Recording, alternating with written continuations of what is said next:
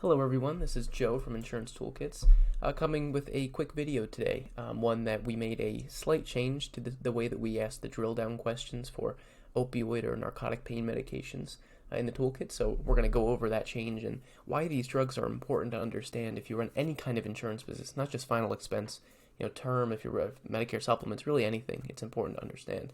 So a little bit of a back story on these medications, and of course they've been in the news pretty popularly over the past 5 or 6 years.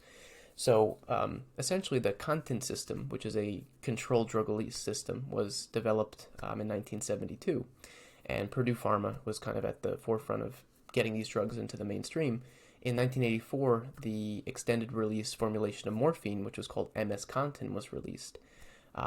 The extended release system was supposedly designed to reduce the chance that someone would become addicted or abuse the medications, but as we know today, that's just not the case at all. And then in 1996, OxyContin was released. So that's the one that we, more so know of today, and all of its generics and the other medications that are around the opioid, issue, like Percocet, are still around as well. But nowadays, doctors are a little bit more careful with prescribing these medications and more aware of the risks. So they're not as popular as they were.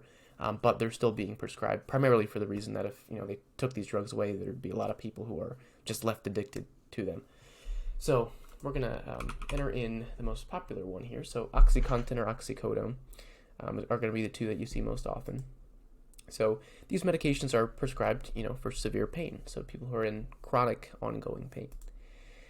So in general, with people taking these medications, they're, it's not on an ongoing basis. It's not too common that someone's going to be, just taken off of it. So we're going to say someone is on this medication. And you can see we added a fringe question in the past few days. Does the prospect carry Narcan or naloxone in case of an emergency? So this is something that's state law now in many states, where if someone is prescribed oxycodone, OxyContin, or an opioid pain medication, they also have to be prescribed Narcan, so that if there is an accidental overdose, the person's life can be saved. Narcan, for those of you not aware, is typically a nasal spray, where if somebody overdoses before the paramedics and the person can receive formal medical attention, it can be sprayed into their nose and it can save their life. So it's something that the person doesn't actively take unless there's actually an emergency. But when this medication codes on the RX check, especially for carriers with an instant decision system, it's just going to code to drug abuse, and that's how they're going to read it.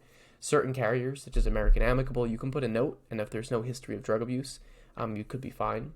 So we'll say in this case, it doesn't really matter what we answer. So we'll say, yeah, this person does carry Narcan. So we're just going to enter it in here. I don't know the specific laws of the state of Ohio. I don't know if it's required there, but we're just going to put the first fill. Let's say the person's been carrying it since 2017. And we'll say no. This is the American Amicable question. Do they have a past history of drug abuse? We'll say no. And is there any abuse related to narcotics without a prescription? We'll say no. And when we run the quote here, we can see that we have a few potential level options. Now these, we do have to put a note to tell the carrier what's exactly going on here, and you can see the different American Amicable products showing up. But, this is something that you can still get level or immediate with some carriers, and certain carriers such as Transamerica actually grade opioids entirely. That's not what their drug guide says.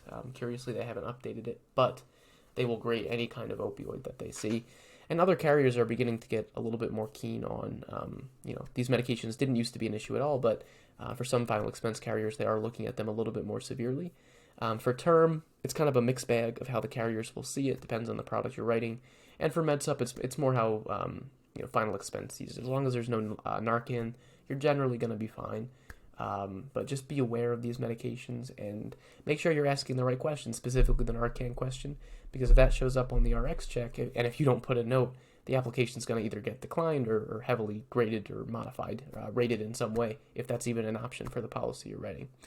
So as always, leave a comment on this video or send us a message if you have any questions. And this was a short summary on underwriting opioids.